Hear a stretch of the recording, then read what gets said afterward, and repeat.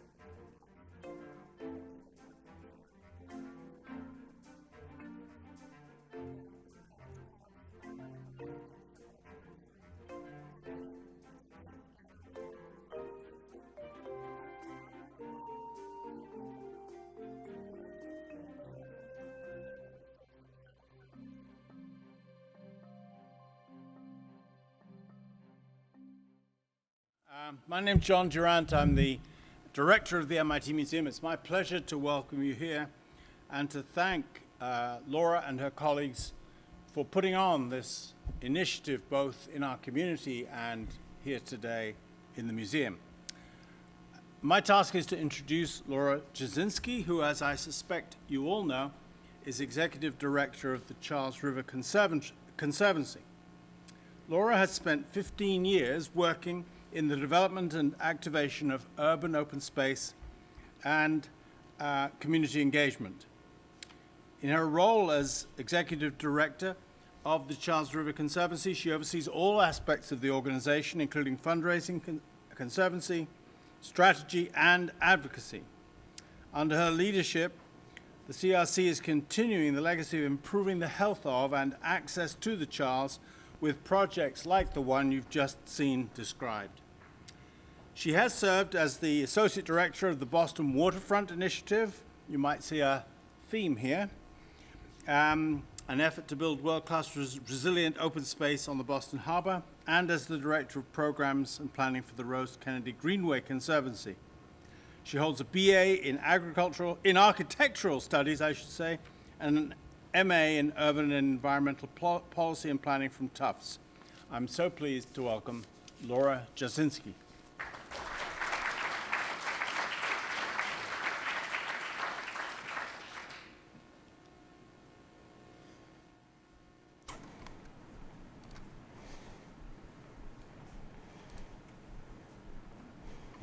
Thank you. Everyone can hear me okay?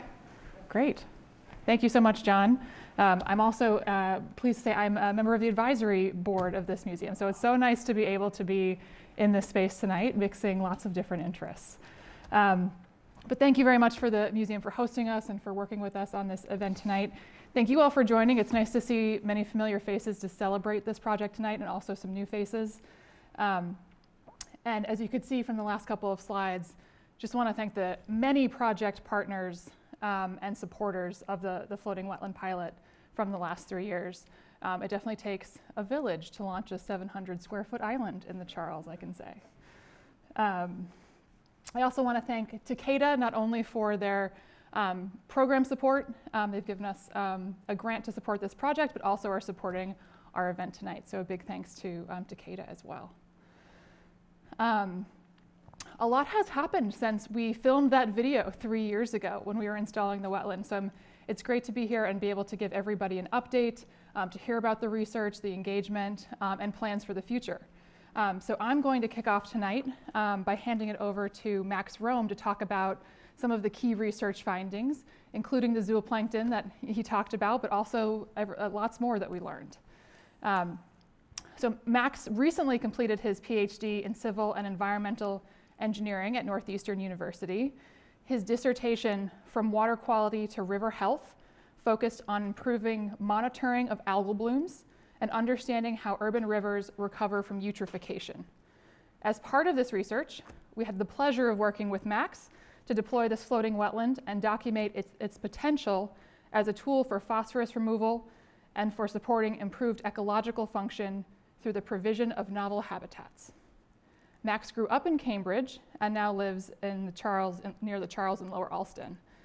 He also now works as the Stormwater Program Manager at our partner organization, the Charles River Watershed Association, where he works to advance projects and policies that reduce runoff, decrease nutrient pollution, and help to green watershed communities. The Charles, and I can say all of us by association that love to use it and be along it, are very fortunate to have Max's expertise and energy as we work to improve river health and resilience. I'll turn it over to Max. Thank you. Okay. Well, thank you so much, everybody, for being here tonight. And I'm going to go through, a pretty quick talk, kind of highlighting some of our main findings. But if you want to hear a lot more about this, the kind of peer-reviewed version of this study has just been published, and you can find it on that QR code, but you'll be able to find it if you can't whip out your phone fast enough. So I want to take a couple minutes to kind of think about the big picture, what's happening here in the Charles River. What is the Charles River? If we go back 500 years, the Charles River was really a tidal estuary. This was a river that had open water, but it also had really extensive mud flats, and it had really expansive salt marshes. So this was a cool water body with a lot of tidal exchange and places where the land met the ocean very slowly. Over time, what we've done is we've built a city right up to the edges of this channel. We've built a dam at the mouth of the channel, and we've created something really, really unique, something that's actually a lot more like a reservoir, a water body that doesn't move very quickly during the summertime, and that reaches 75, 80 degrees for large portions of the summer. So, as we've done that, we really have to start thinking really creatively about what restoration means and what a healthy river looks like. And we've done so much great work as a community over the last 50 years, that, creating a healthy Charles River is no longer just about dealing with pollution. There's a lot of pollution to deal with, but we're kind of entering a stage where we need to be more creative about, how we define a vibrant and healthy Charles River. So just a bit of background. I think one of the main stories about the Charles River is a story of increasing bacterial water quality. These blue dots show the grade that EPA assigns to the Charles River for swimmability and boatability each year. And the Charles has really rapidly improved since 1995, when these initiatives really began. But where we are right now, we're kind of at a B+, A-, and we've been there for a decade. So water quality improvements have a little bit stalled out. It's a fair statement. Not only that, but bacterial water quality is not the only issue. So we're not only worried about kind of sewage contamination that comes into the Charles River.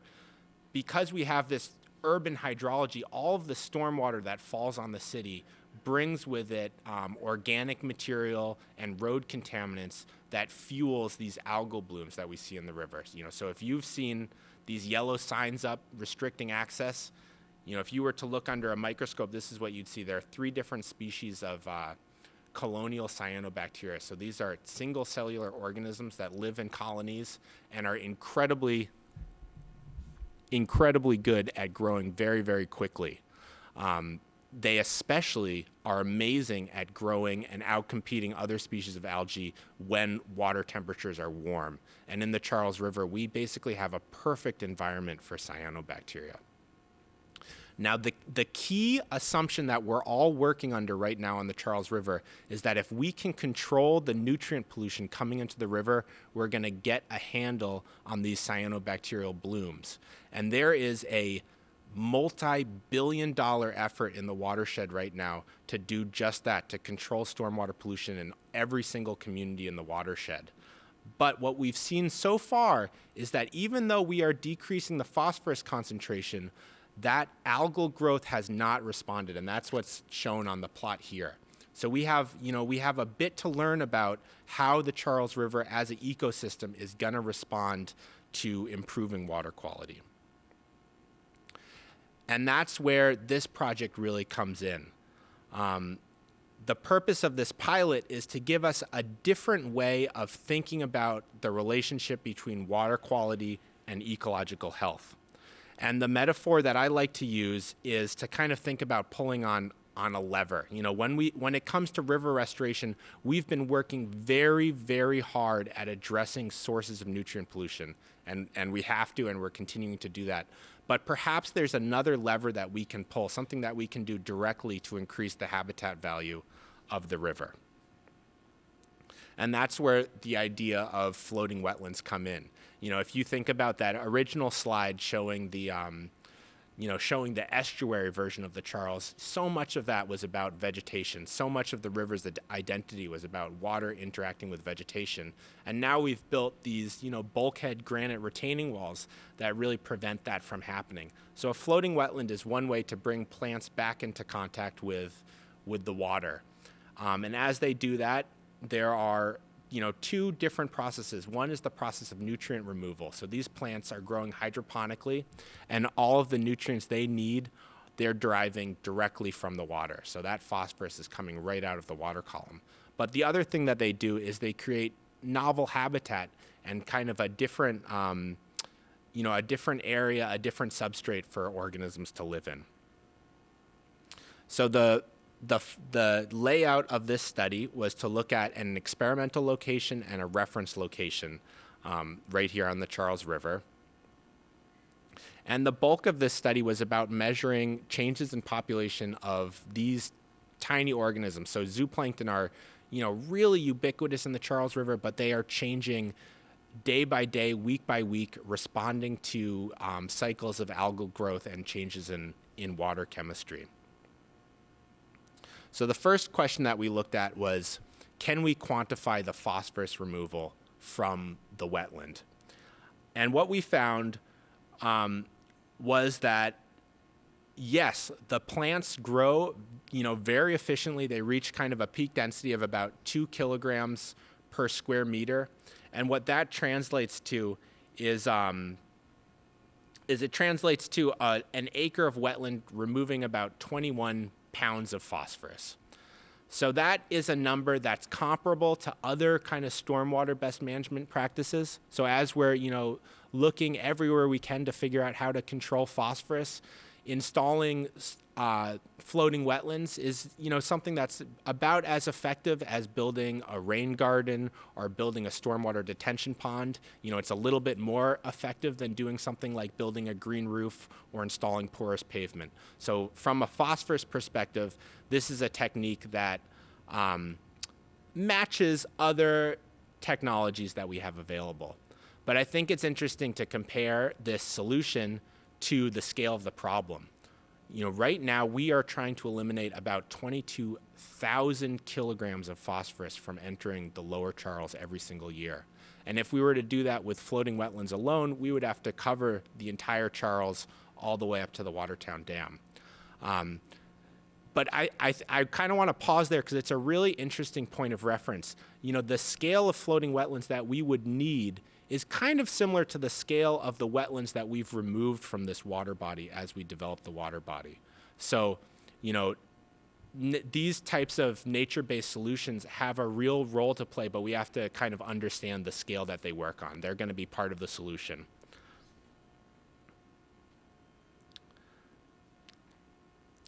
This is another way of kind of expressing this scale of treatment. So this is a rendering of what at-scale installation could look like in the Broad Canal. This installation could offset the load, the phosphorus pollution load that's coming from about 7 acres of densely developed Kendall Square.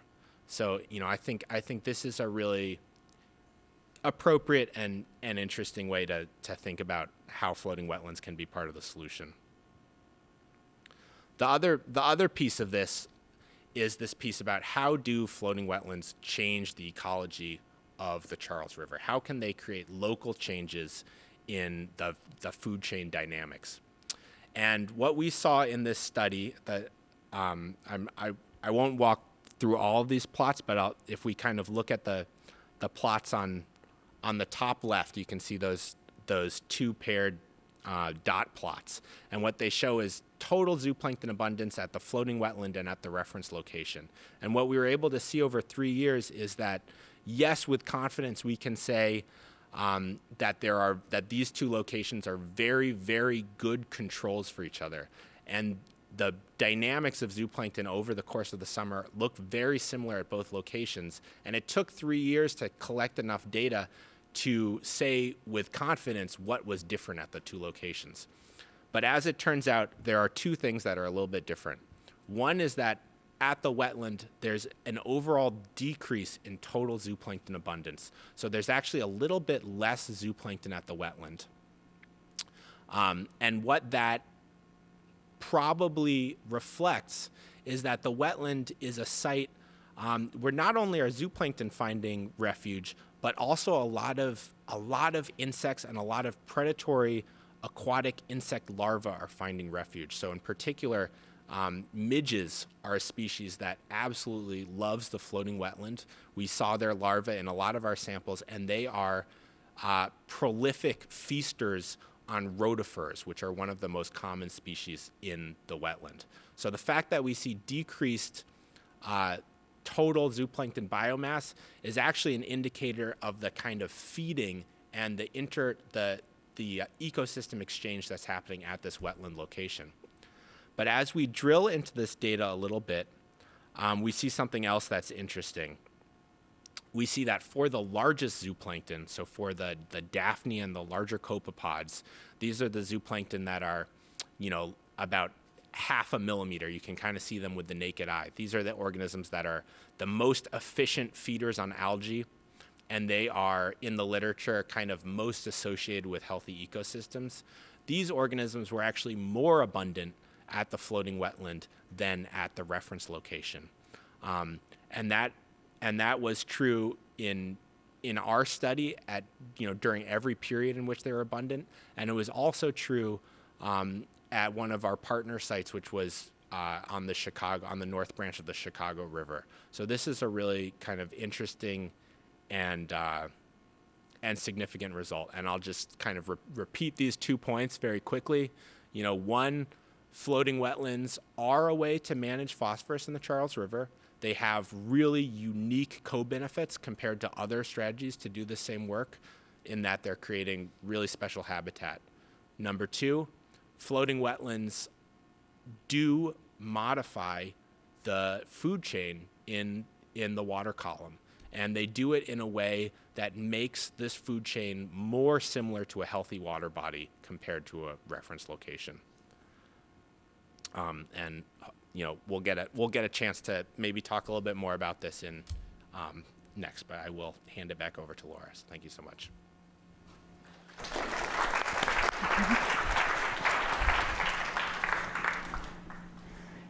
Thank you, Max.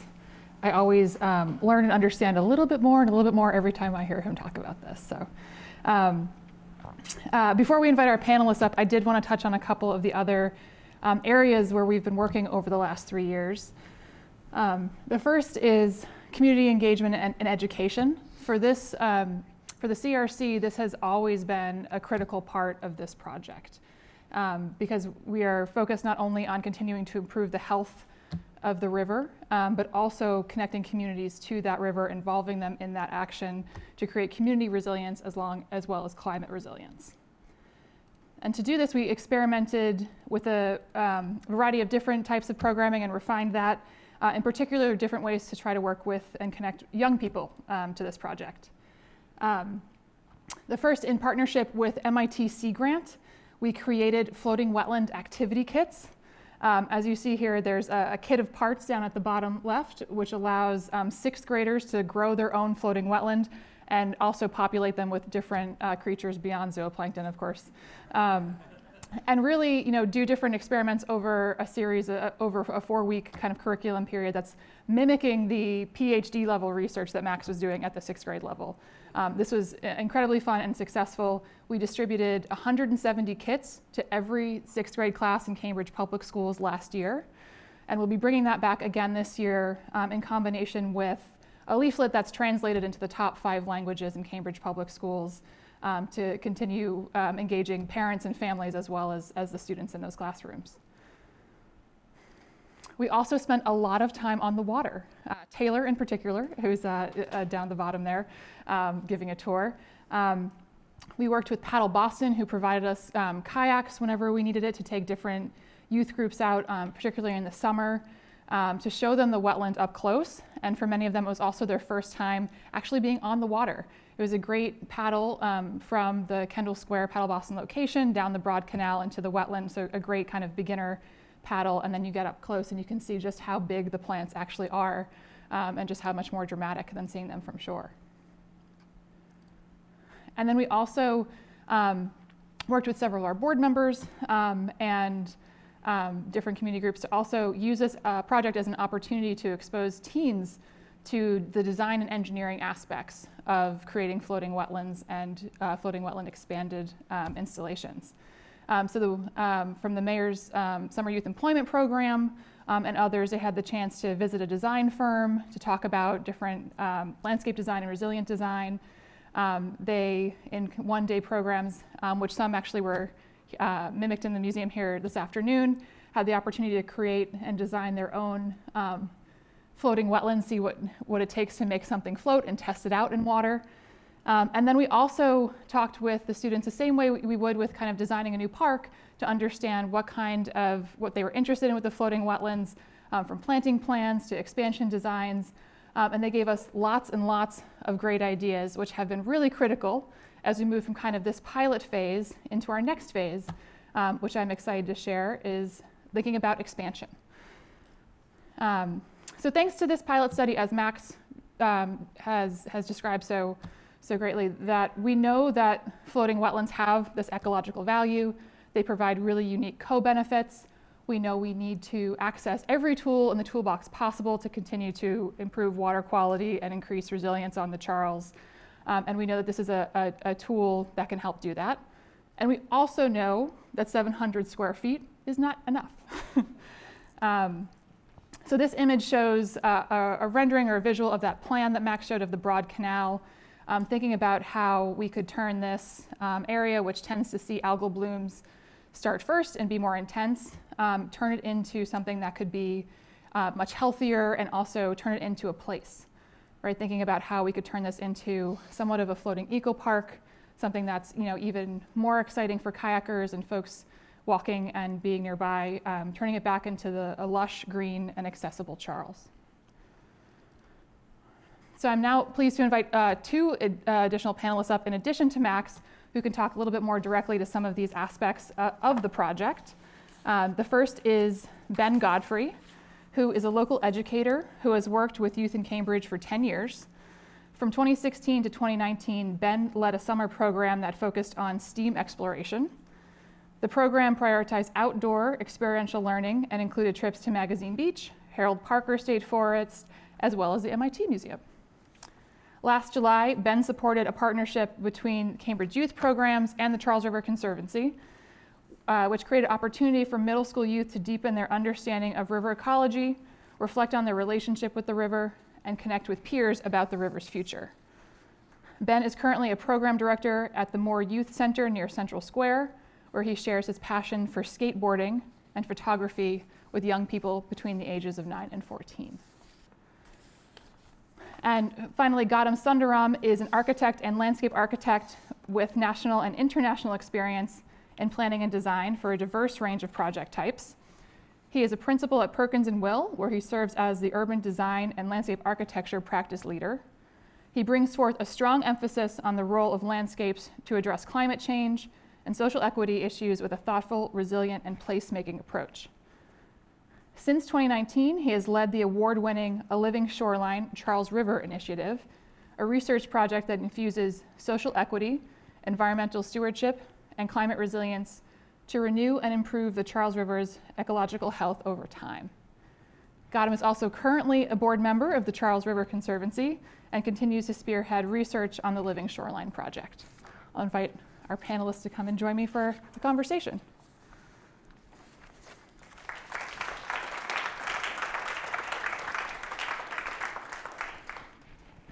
Why don't you go right here? I'll go right here.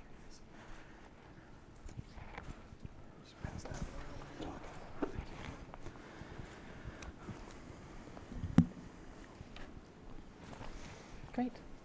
Thank you all for being here. Gautam, I will start with you. Okay.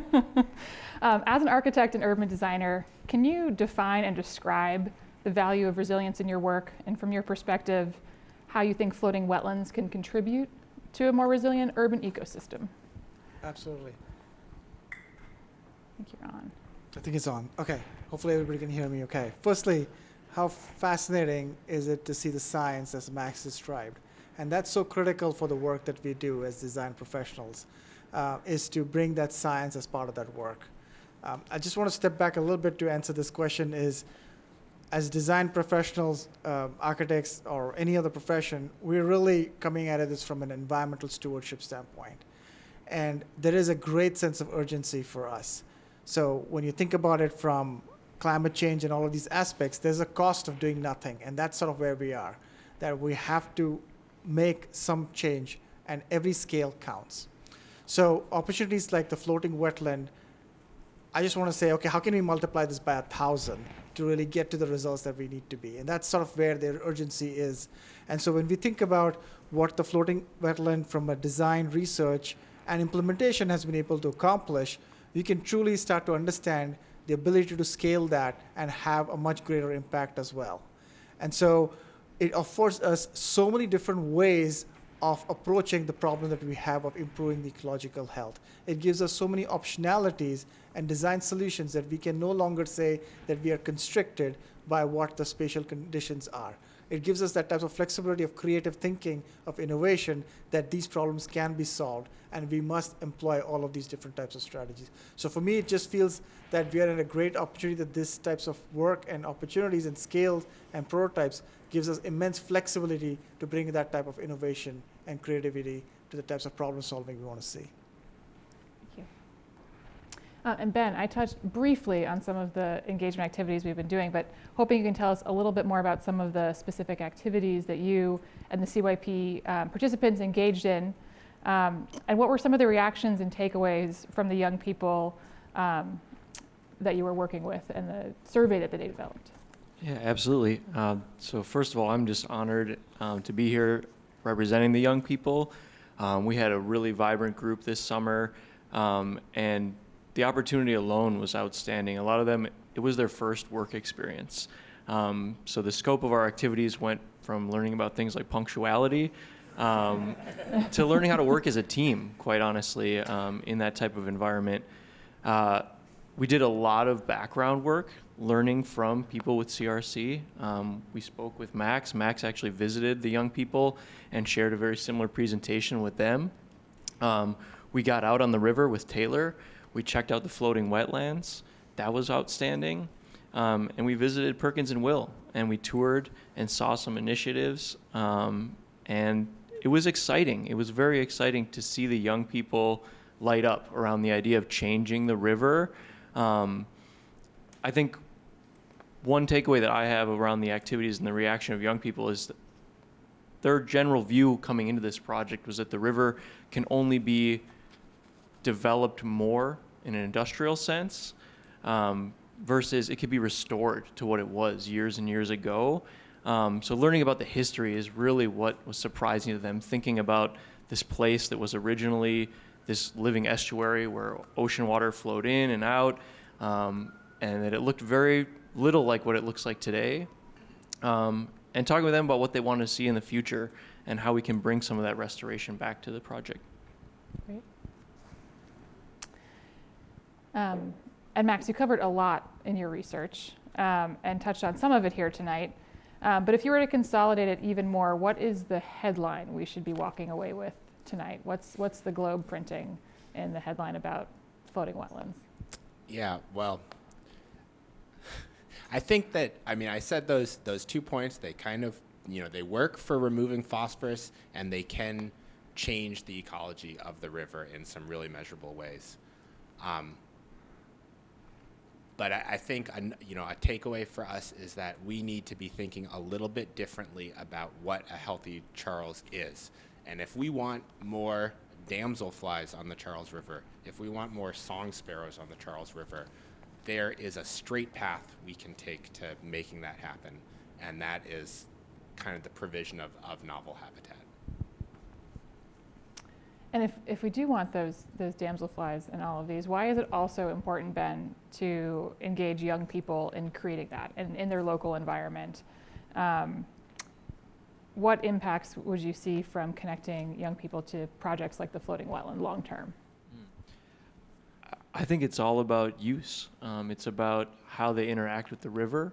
The survey that they conducted really reached out to a lot of young people. They set a goal to speak with 50 young people through this survey, and they exceeded their goal. They were really excited about that, but they wanted to learn how their peers used the river. What did they go down and enjoy the river to do, and what would they want it to be? They asked them to do the same process of visioning what the future could be like, and it really helped seeing renderings that Gautam and his team had worked on, but they also just wanted a place where they could go and be outside and enjoy some fresh air and feel like maybe they were away from the city and back to a more natural place.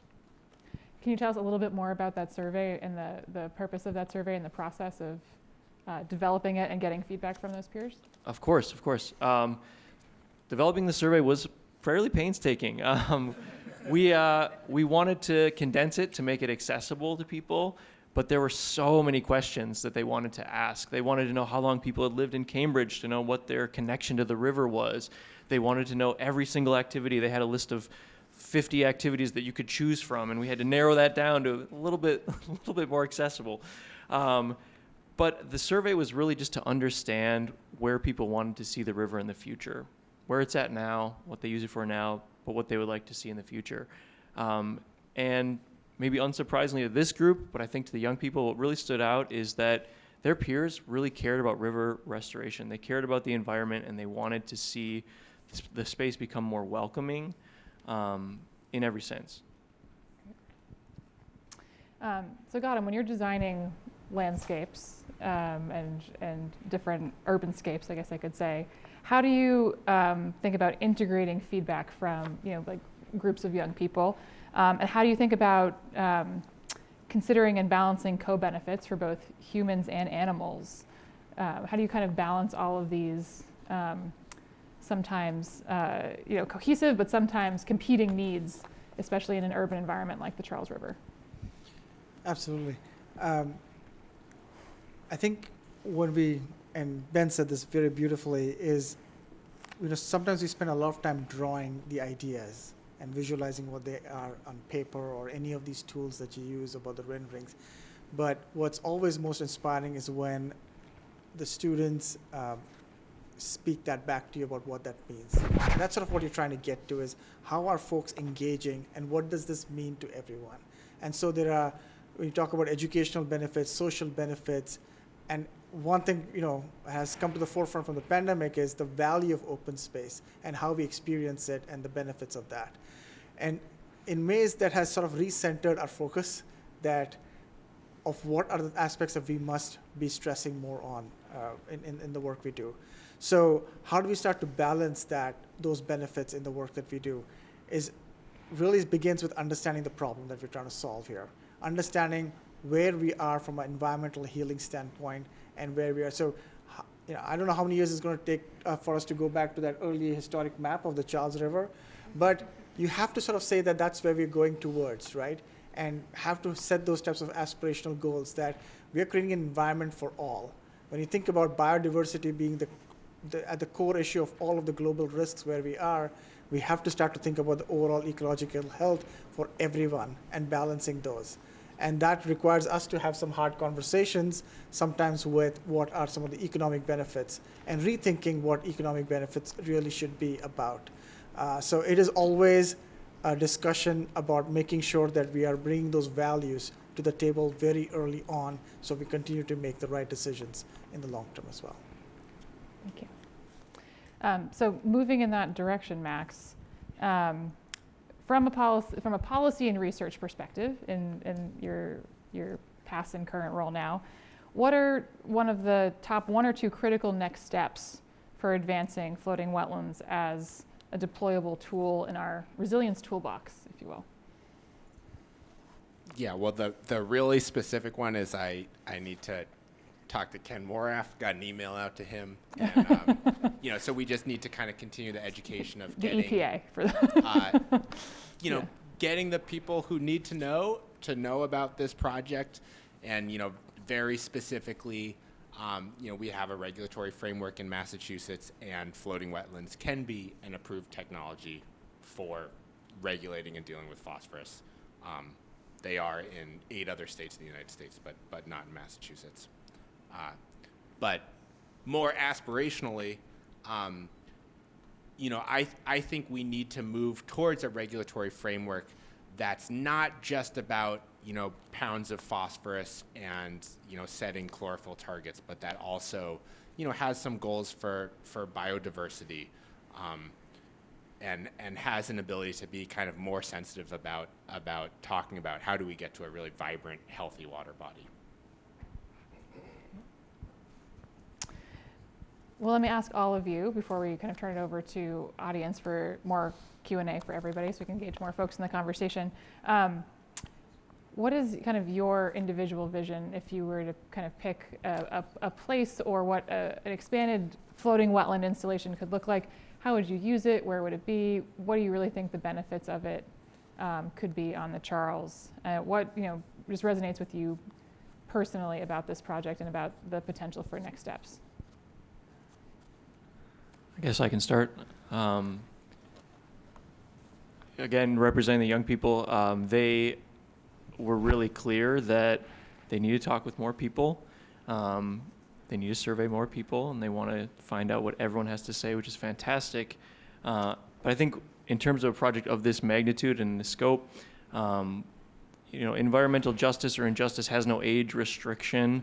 And if it's going to impact anyone, it's going to impact the young people the absolute most. So they're concerned about making sure the river stays healthy or grows healthier.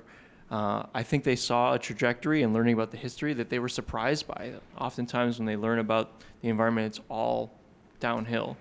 But they did learn that that didn't come without work. The work had to be put into to do that, and that is the driving force behind why they said they wanted to talk with more people. They need to get the word out to say this is only going to slide backward if we don't stay engaged, if we don't let people know why this is important and what we use this river for.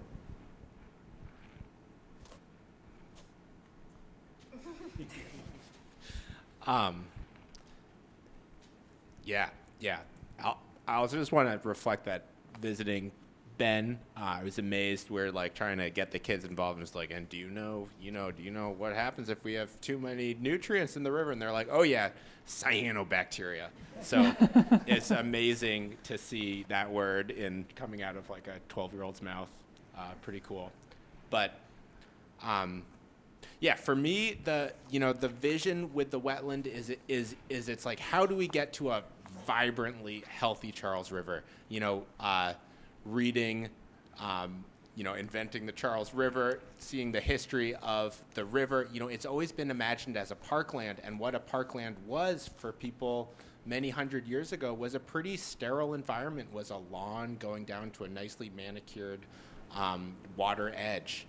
But we have grown, our sensibilities have grown as humans, and what we yearn for now is a place to come into contact with, wild, healthy, vibrant, complex ecosystems. And we have, a job to do, a generational job to do to, transform the Charles from this kind of 18th century vision of a parkland into a real, into a place where, you're not missing out on these things by living in a city. You don't have to go out to Concord to see, a caddisfly moving through some reeds in the water.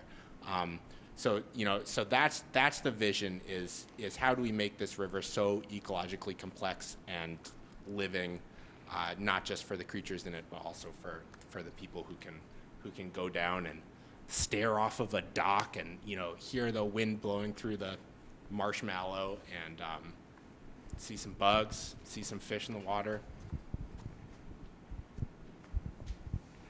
We can't beat any of that.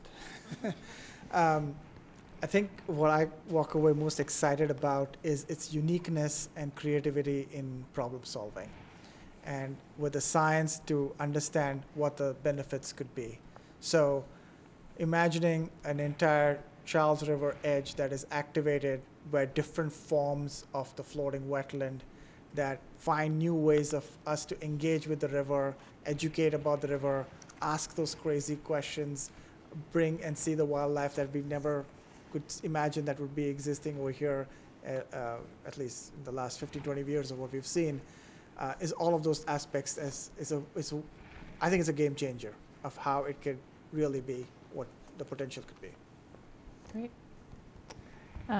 Thank you all. We have some time left. We definitely want to turn the questions over to our audience. I think we have a couple mics if people feel like yelling, but we definitely have mics so folks can hear your good questions as well. Questions? Great, come on. Is it on? Yes. It should.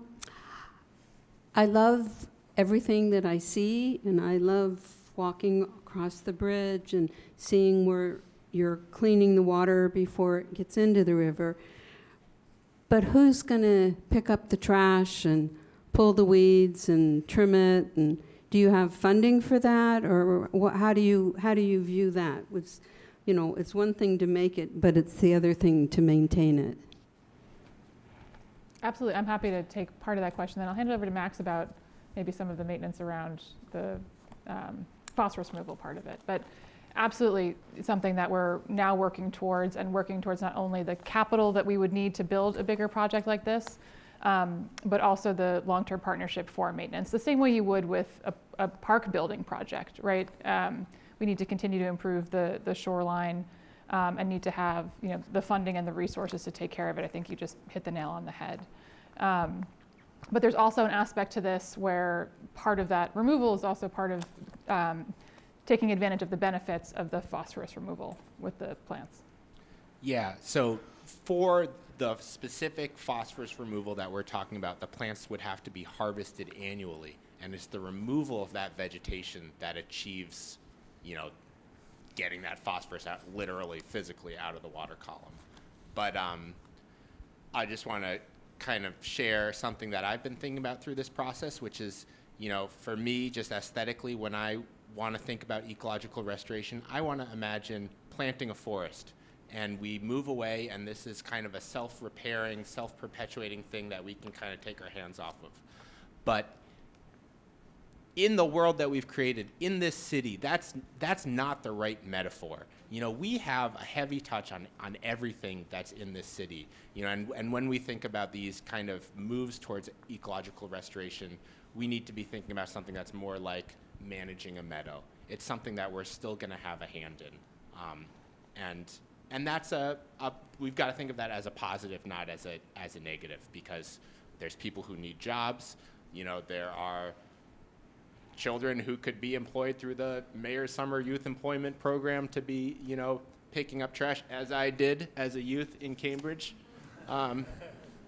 literally all summer long. But also there was surprisingly less plastic that ended up in the wetland than one might imagine. So that's kind of a nice story too. This also seems like an appropriate moment to mention the big Earth Day cleanup coming up that the Charles River Conservancy will be leading with. I think we have over 900 registered participants. So also engaging the community in a lot of that work and volunteers. We have one right here. Thank you. I'm Carolyn Reeves. I'm with the Muddy Water Initiative.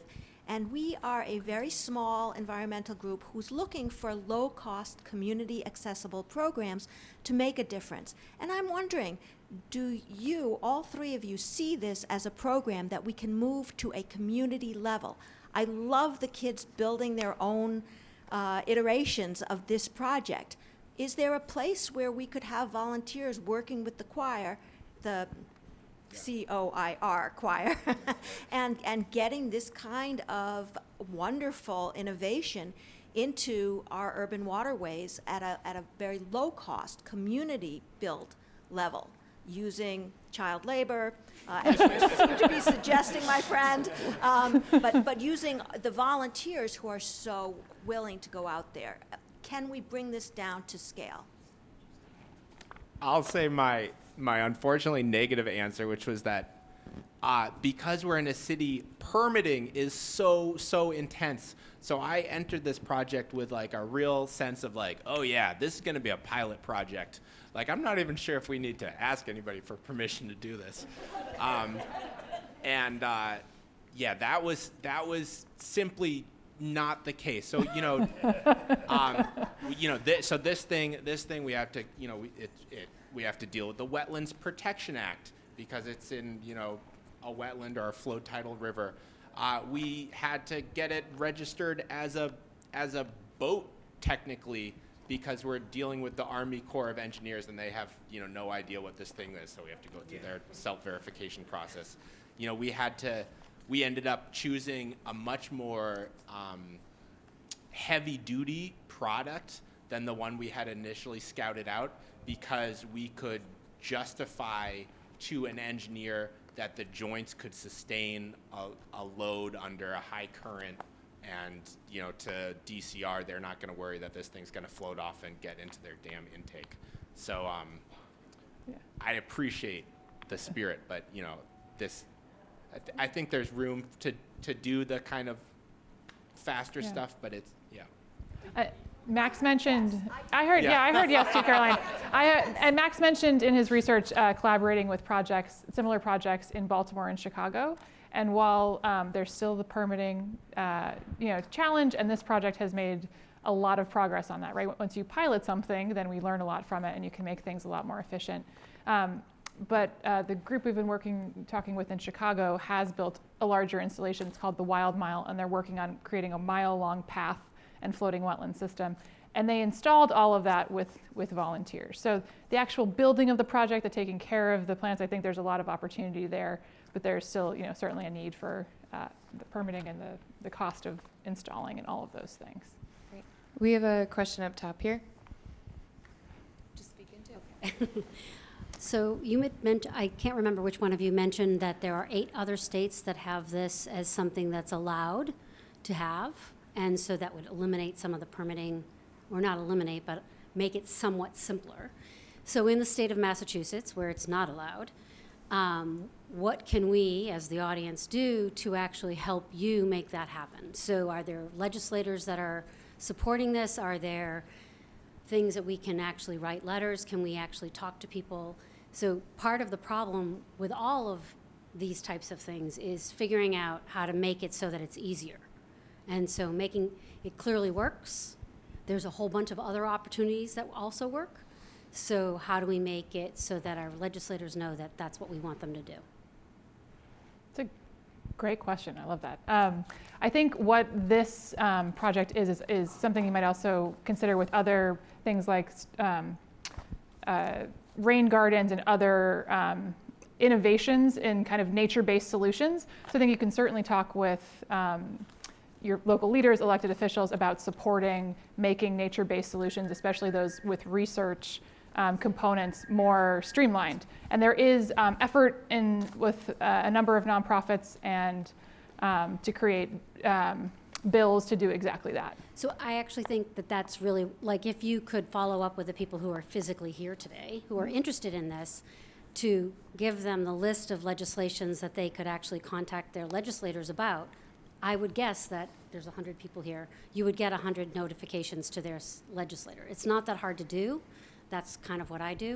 So I just think that having that information put out to the community here would be very helpful. Because, again, I think this is really awesome. Thank you. And I'll just share that Cambridge is a wonderful municipality and unique in so many ways. And one of the ways that they're unique is they have their own bylaws for approving stormwater control measures. So they're not waiting for the state to move forward. So supporting the next phase of this project, which CRC will definitely be in touch about how to support that, is the best thing that we can do for making more of these projects happen in Massachusetts. So I have a question that's also about permitting. I'm Emma Gilderscame. I work for the Nature Conservancy on climate adaptation. So we're doing a lot about how do we streamline permitting. We're one of the organizations that you're talking about with the streamlining permitting. Connect after. Yeah, we can talk. But one of the big things we hear is that, oh, well, you just have to prove that your new thing works. Have you gotten an indication that proving that this thing works is going to help make it easier for the next organization who wants to put a floating wetland built by community members, designed and envisioned by young people into the Muddy River? So do you think that this will make the next round easier, permitting-wise at least? I don't know about permitting. Yes, it does. It absolutely does. And we've already been having a lot of conversations with other groups that are interested in doing this. We're having a really fascinating conversation with a group on the Cape who are looking at a nutrient-impaired kettle pond. And the really interesting thing, as it turns out, about kettle ponds is that they have, they're very deep, and they have really, really good light penetration, which means that there's a really, really broad, there's like 10, 12 feet where algae can grow in a kettle pond, which makes them incredibly sensitive to phosphorus impairment. And their kettle pond, they did the work to figure out how much extra phosphorus is entering the pond and what they need to do to get it under control. And they need to deal with 7 pounds of phosphorus per year. So compare that to 40,000 pounds for the Charles River. So this is a great project for them, and they're able to use our data to make that decision. I'll also say that part of our project has been sharing out what we've been learning. So the pains and lessons learned through permitting, we wanted to share that. So we do have resources on our website. And Max drafted a white paper about that process and also what we would expect to go through for an expansion project, because there would still be significant permitting as part of putting more wetlands in the river, even more so. But I think just getting that information out there and sharing that has seemed to be very popular and welcomed, because we didn't have that playbook when we were trying to do this, and so did spend a little bit of time bouncing back and forth, figuring out what the right path was. But hopefully by saying this was the path that we charted, that helps make it more efficient for other groups that are looking to do similar projects. I think we may have time for another question. Yeah, one more. Great. So I know one risk of a project like this is sometimes you solve one problem and create another. And having just looked at your example that you brought, that smaller sample of the island, it looked like quite a bit of it was made out of plastic. And so I'm wondering, you're taking some bad things out of the water, but are you running the risk of adding other things to the water, perhaps PFAS? And what are you doing about that? Yeah, that's a great question and a wonderfully existential question about floating wetlands. You know, kind of one of the contradictions of floating wetlands is that we're trying to do something natural, but we need to put something in the river that doesn't biodegrade, because if it biodegrades, it ceases to exist in a certain amount of time. So I will say, first of all, that what you've identified is a real concern that a lot of people are really focused on. And what this technology looks like now is not what the mature version of this technology is going to look like. So other places throughout the country have used different approaches, have built things that are much more industrial, that are more like, more like a dock flotation system. And the company that we're working with, Biomatrix, is kind of continually refining their product to deal with exactly what you're talking about. So what you want is you want a floating scaffold that doesn't degrade in the environment and doesn't leach anything out into the environment.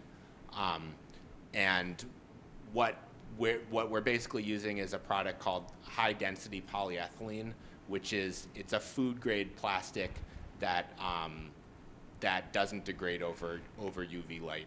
So it's a kind of right now a good balance of those two things. And there are studies that people have done to say, are floating wetlands a net source or a net sink for microplastics?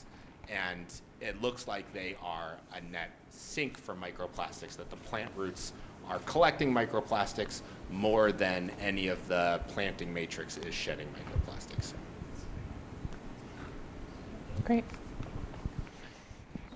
Well, definitely invite everybody to join us for a reception in the Essential MIT Gallery. I'll also point out exactly one of the resources we were talking about and how we've been trying to kind of share out what we've learned.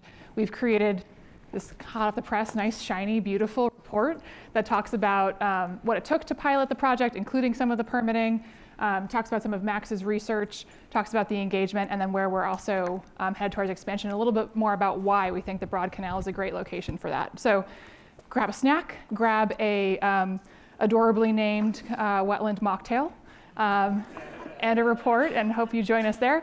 And then if our team, if you've seen them around, but just CRC staff, board, just give a wave. Feel free to talk to these folks as well about the project and about the work of the Conservancy. And definitely stay in touch. So thanks everybody for joining.